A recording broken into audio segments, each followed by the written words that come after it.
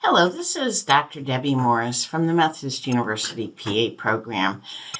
We wanted to put together an explanation of what a syllabus is and why we do our syllabi as we do them for new faculty members and for adjunct faculty members, so that it helps you with doing the work at the faculty end on the syllabus and helps us all understand why we do what we do. So in our program at the Methodist University PA program, we have always valued active clinicians. So the folks who are here as principal full-time faculty work in the community in some practice setting. And we have always used quite a lot of adjuncts who are active clinicians in the community to teach in their area of expertise. But one of the problems with that is that clinicians have a specific set of skills in taking care of patients, and some teaching skills, but teaching requires an overlapping but different set of skills and knowledge. So in order to be an effective teacher, you don't just need to know your material. You need to know a little bit about medical education, how it's structured, and in general, principles of education, so that you can be an effective teacher of this material that's so important to you. In this very short presentation, we want to orient our clinician teachers to the syllabus and its importance in structuring a course. So a lot of people kind of take syllabi for granted and don't think that they really mean anything or very important. But in essence, we use the syllabus as a very important communicating tool, similar in some ways to how we use medical records. So the syllabus is a document in which we communicate first with students about what the course plan is, what we are going to do and what we expect them to do and how we're going to assess them. And it essentially is a contract between us as the faculty member and program and the student, meaning that once it is published, we need to follow it and not make random changes in things like the material that we're teaching or the format in which we're teaching it or how we're assessing their knowledge and how we're applying grades. Those things need to be decided before the course starts and put in the syllabus. But a second and increasingly important purpose of the syllabus is that it's one of the places in which we communicate with accrediting agencies how we meet accreditation requirements.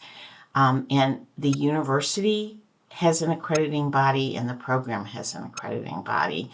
And those bodies both can do audits. So we use the syllabus to record some of what we're doing to help us demonstrate to those bodies what we do. So I want to first start by talking about the template that we use and with an overview and how it comes to you and what you need to do with it. So prior to every semester, usually a couple months before the semester starts, our didactic department, mainly our administrative person, creates a template for the course syllabus. And that template's going to include some very basic information, identifying information, like the the course name and the course number. There will be a course description. There'll be the course goal. It'll say what textbooks need to be used. There'll be some information about the instructor, including their name and their contact information. It's important for the students to be able to contact their professor, and generally that's going to be by email for adjuncts. We far prefer you to use your Methodist email address when you are communicating with students, because it creates a record within the Methodist system of those communications. So in some cases, people use non-Methodist email addresses, but you all have a Methodist email address, and we would prefer you to use that in communicating with students, meaning you have to be checking your emails. For courses that are taught by adjunct faculty, we assign one of the principal faculty members to be what we call a course director. And that course director is there as a resource to help teach you about the systems we use, like Canvas and ExamSoft, to answer questions about the mechanics, to help you, if the students have a request, decide whether it's a reasonable request. And basically, they're there to help you. I've always gotten a lot of communications as course director when our clinical faculty have to, for instance, make schedule changes, because we know that as clinicians, life is sometimes uncertain and things change. And your course director is the person who can help you with that. Then there are some lists of things, and this is where the syllabus gets a little complicated, much longer than the syllabi I remember from my education. But we have a list of something that we call course learning outcomes. We have a list that we call course instructional objectives. They've been called lecture objectives. We've had different names for them, but they're instructional objectives. We have a grading system, how we assign numbers to letters. We have a table that will be empty that is a grading plan, or the grading schema that you're going to apply to the course.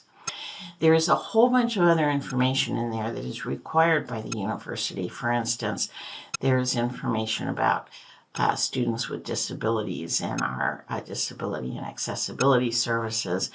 There are statements about discrimination. There are things that are simply required by the university and that change from time to time. We don't expect you to keep up with those. We keep up with those. And then there will be a list of topics that you will be covering, which will likely be included in the course outline. And the course outline is a table with the dates that you'll be teaching, whatever, Monday, January 14th at 1 o'clock. Our admin will figure out when the holidays are and make sure that they're not in the table, so that only the dates that are actually going to be available are there. And the topics will be on there, and then there's room for you to add some things, and we'll talk about that in a minute. Now, you have, when that syllabus gets sent to you, and if you are principal faculty, you'll get a notification that it is available on the shared drive to look at in your course folder. If you're adjunct faculty, you'll get an email attachment. And what we want you to do when you get that syllabus are a few things, and they're important things. First, review the contact information and make sure it's right. And then, a little bit more detailed, look at the course learning outcomes, the course instructional objectives, and the topic list, because it's going to be important that you cover those things during the course that you're teaching. You will have a responsibility to determine your grading schema or grading plan, and you'll fill that in. And then you will look at this course outline table and add the information that needs to be added. Sometimes it will be pre-populated with topics, lecture names, but you are free to move them, to teach in a different order, to add things if they need to be added. But for instance, if there was a topic that is that you determine from looking at the instructional objectives that you have failed to cover in your lectures, you would add that. So you'll make those changes, but there are things you cannot change. And we'll talk about those in a little bit more detail. You cannot change the course description, the course goal, the course learning outcomes, the grading system, which says that an A is 4.0, right? And a B plus is 3.3. You can't change that. And you can't change any of that information that's required by the university about, I don't know, Title IX and sexual harassment and disability services. That is all fixed and required. I'm going to talk a little bit in more detail about the course instructional objectives later in the presentation.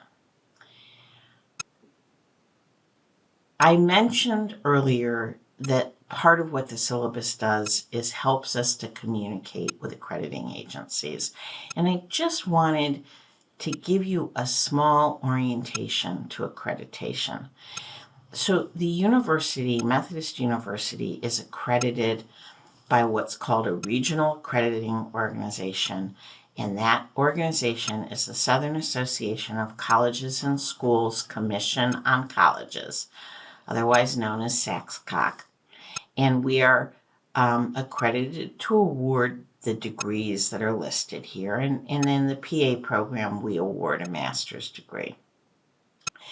But PA programs are accredited by a different agency completely separately. So the Methodist University Physician Assistant Program is separately accredited by the Accreditation Review Commission on Education for the Physician Assistant, and we call that ARCPA or ARCPA. These organizations publish extremely long and complicated documents of standards that tell the university or the program exactly what is expected in order to achieve accreditation.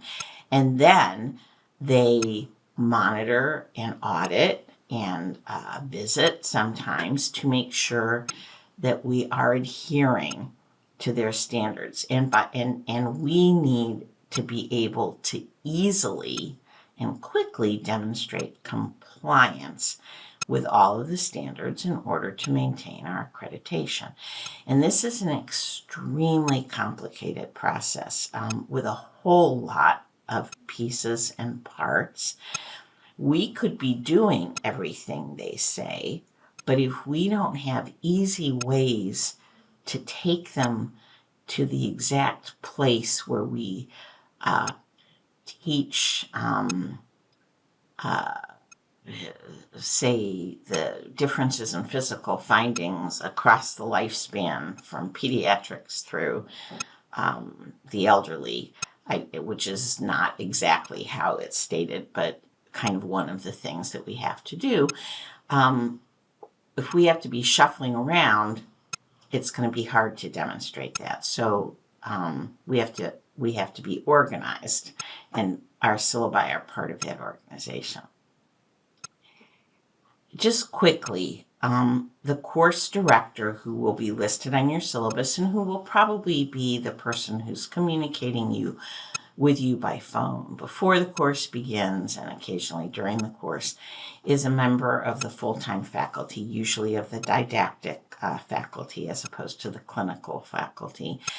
And they're assigned to assist you with questions about the syllabus, with questions about course mechanics, questions about syllabus, questions about the schedule, questions about exams. And you should feel free to contact that person by phone or by text or by email. One of the things that we ask of the students, but sometimes they forget, and that we ask of you, is not to make changes without involving the course director and the didactic side of the faculty, because we have a few rooms, we have 3 cohorts at some points running simultaneously.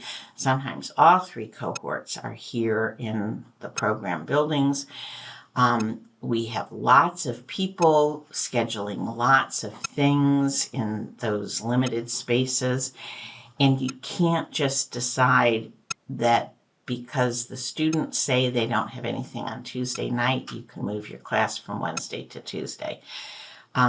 So make sure that if the students are asking you those things, that you refer them back to the didactic department, or you can feel free to talk to the course director to take it back to the didactic department so that we can make a central decision that makes the best sense for the overall program. So back to the syllabus. There's a brief statement at the beginning of the syllabus that describes the course, and that statement comes directly out of the catalog, the graduate catalog, and it's changeable, but not for now. Like, we can change it for next year, but what's on the syllabus is what it is for this year. So if you read that description and you don't think it reflects what you're teaching, talk to the academic coordinator, which would be Lisa Castleberry, to make sure that they're aware and are able to work with the faculty to make revisions that will be published in the catalog the following year. So all changes are made collaboratively within the program, faculty, and administration. There is a list of something called course learning outcomes. And these course learning outcomes are broad statements about what we expect the students to be able to do after the course is finished.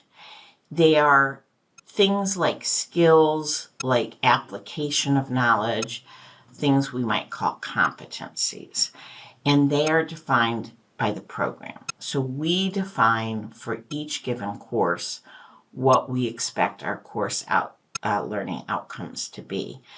You don't have to create them, you don't have to edit them, but you should read through them to understand what we expect the students to gain from the course.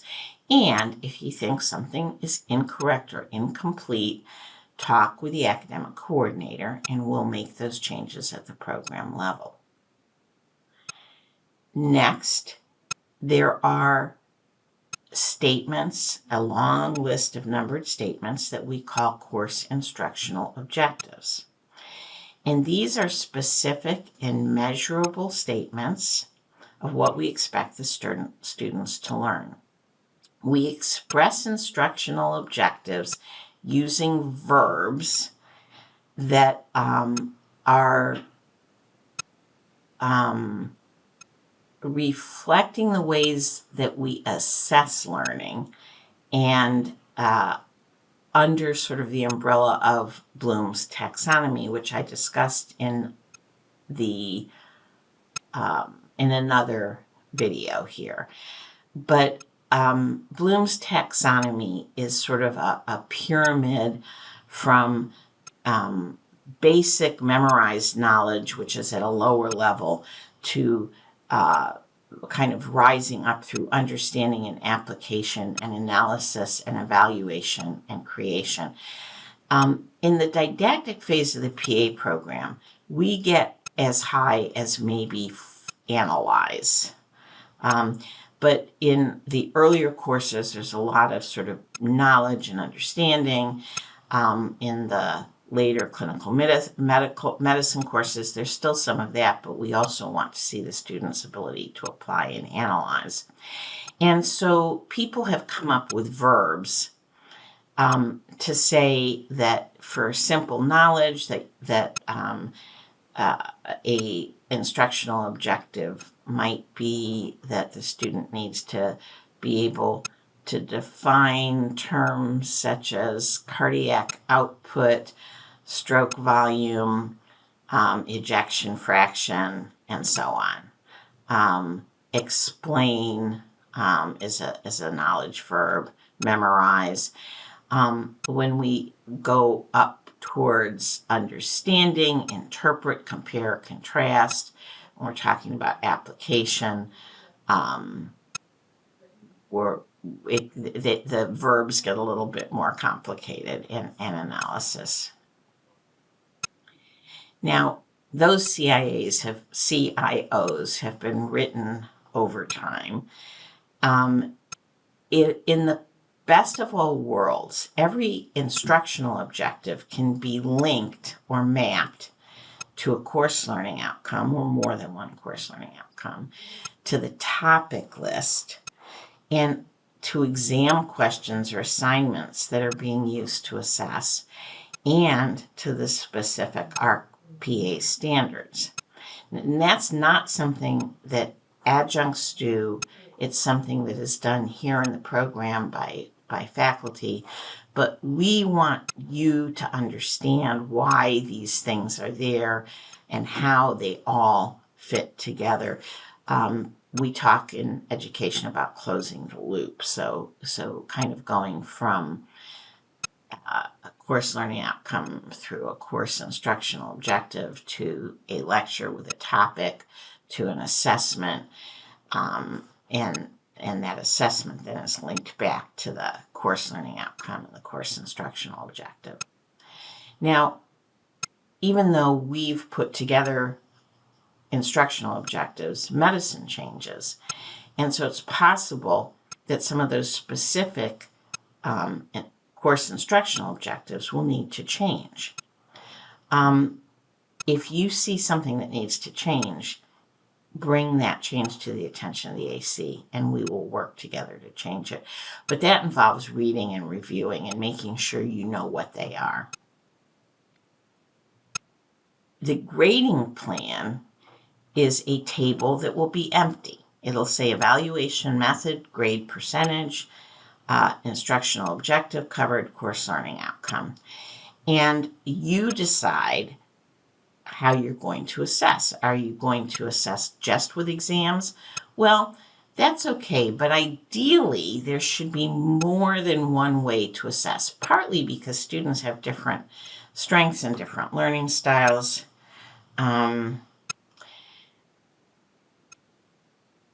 So you should have at least 3 inputs to your grade. Like just a midterm and a final is really not a very fair way to grade.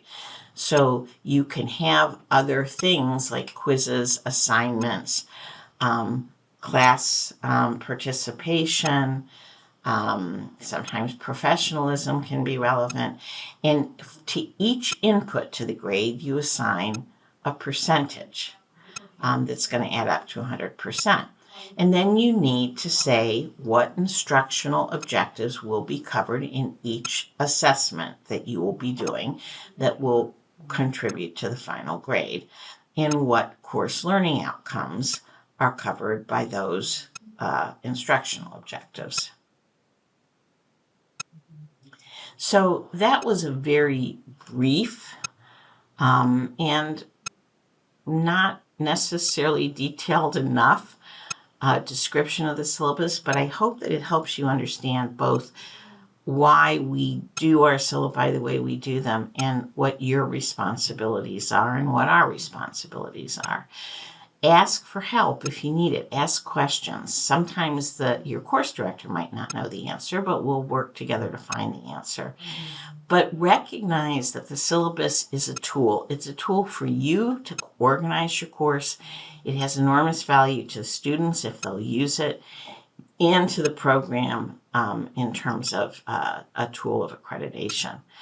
And finally, I just thought that we all, as clinicians, recognize the importance of staying up to date with our knowledge and of being lifelong learners.